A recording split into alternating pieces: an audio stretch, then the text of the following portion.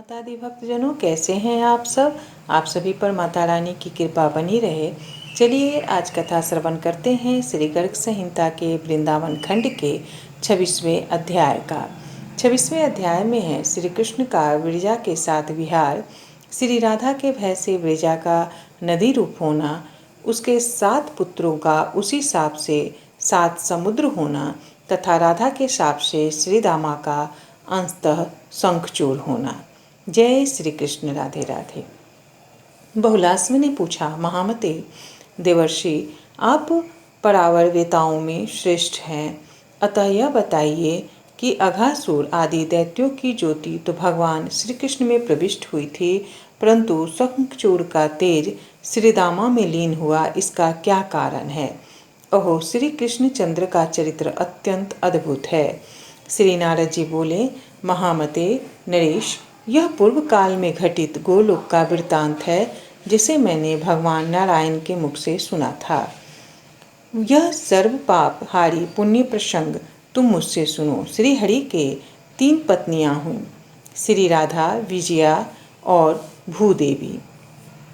इन तीनों में महात्मा श्री कृष्ण को श्री राधा ही अधिक प्रिय है।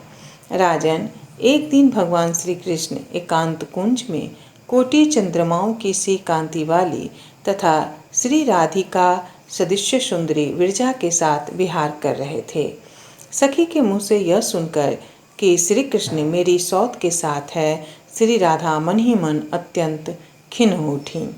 सपत्नी के सौख्य से उनको दुख हुआ।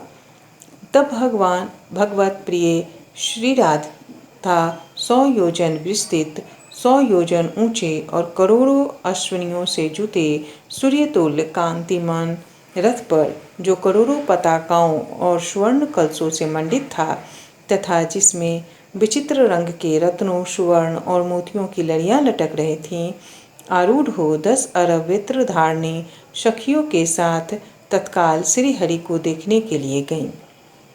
उस निकुंज के द्वार पर श्री हरि के द्वारा नियुक्त महाबली श्री दामा पहरा दे रहा था। उसे देखकर श्री राधा ने बहुत फटकारा और सखी जनों द्वारा बेत से पिटवाकर सहसा कुंज द्वार के भीतर जाने को उद्यत हुई। सखियों का कोलाहल सुनकर श्री हरि वहां से अंतर्ध्यान हो गए। श्री राधा के भय से विरजा सहसा नदी के रूप में परिणत हो कोटि योजन विस्तृत गोलोक में उसके चारों ओर प्रवाहित होने लगी। जैसे समुद्र उस भूतल को घेरे हुए हैं, उसी प्रकार विरजा नदी सहसा गोलोक को अपने घेरे में लेकर बहने लगी। रत्नमय पुष्पों से विचित्र अंगों वाले वह नदी विविध प्रकार के फूलों की छाप से अंकित उष्णीय वस्त्र की भांति शोभा पाने लगी। श्री हरि चले गए और विरजा नदी रूप में परिणत हो गई। यह देख श्री राधिका का अपने कुंज को लौट गई। नृपेश्वर, तदंतर नदी रूप में परिणत हुई विरजा को श्री कृष्ण ने शीघ्र ही अपने वर के प्रभाव से मूर्तिवती और विमल वस्त्राभूषणों से विभूषित दिव्य नारी बना दिया। इसके बाद वे विरजा तटवर्ती वन में वृंदावन के निकुंज में विरजा के साथ स्वयं रास करने लगे। श्री कृष्ण के तेज से विरजा के गर्भ से 7 पुत्र हुए। वे 7 शिशु अपने बाल केरा से निकुंज की शोभा बढ़ाने लगे। एक दिन उन बालकों में झगड़ा हुआ। उनमें जो बड़े थे उन सब ने मिलकर छोटे को मारा। छोटा भयभीत होकर भागा और माता की गोद में चला गया। सती विरजा पुत्र को आश्वासन दे उसे दुलारने लगी। उसी समय साक्षात भगवान वहां से अंतर्ध्यान हो गए। वह तब श्री कृष्ण के विरह से व्याकुल हो रोष से अपने पुत्र को शाप देते हुए विरजा ने कहा, दुर्बुद्धे, तू श्री कृष्ण से वियोग कराने वाला है, अतः जल हो जा। तेरा जल मनुष्य कभी न पिए। फिर उसने बड़ों को शाप देते हुए कहा, तुम सब के सब झगड़ालू हो, अतः पृथ्वी पर जाओ और वहाँ जल होकर रहो। तुम सब की पृथक पृथक गति होगी, एक दूसरे से कभी मिल न सकोगे। सदा ही प्रलय काल में तुम्हारा नैमित्तिक मिलन होगा।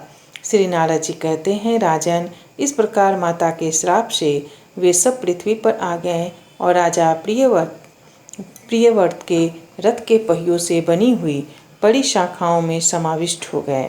खारा जल, इक्षुरस मदिरा, धृत, दधि, क्षीर तथा शुद्ध जल के वे 7 सागर हो गए। राजन, वे 7 समुद्र अक्षोभ्य तथा दुर्लंघे हैं। उनके भीतर प्रवेश करना अत्यंत कठिन है। वे बहुत ही गहरे तथा लाखों योजन से लेकर क्रमशः द्विगुण विस्तार वाले होकर पृथक पृथक द्वीपों में स्थित हैं। पुत्रों के चले जाने पर बिरजा उनके स्नेह से अत्यंत व्याकुल हो उठी। तब अपनी उस विरहिणी प्रिया के पास आकर श्री कृष्ण ने वर दिया, वीरू, तुम्हारा कभी मुझसे वियोग नहीं होगा। तुम अपने तेज से सदैव पुत्रों की रक्षा करती रहोगी। विदेहराज तदंतर श्री राधा को विरह दुख से व्यथित जान श्याम सुंदर श्री हरि स्वयं श्रीदामा के साथ उनके निकुंज में आए। निकुंज के द्वार पर सखा के साथ आए हुए प्राण वल्लभ की ओर देखकर राधा मानवती हो उनसे इस प्रकार बोली। श्री राधा ने कहा, हरे, वहीं चले जाओ जहाँ तुम्हारा नया नेह जुड़ा है। विरजा को तो नदी हो गई, अब तुम्हें उसके साथ नद हो जाना चाहिए। जाओ, उसी के कुंज में रहो। मुझसे तुम्हारा क्या मतलब है? श्री नारद जी कहते हैं, राजन, यह सुनकर भगवान विरजा के निकुंज में चले गए।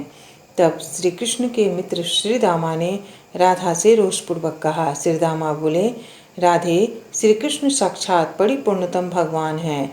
वे स्वयं असंख्य ब्रह्मांडों के अधिपति और गोलोक के स्वामी के रूप में विराजमान हैं। परात्पर श्री कृष्ण तुम जैसी करोड़ों शक्तियों को बना सकते हैं।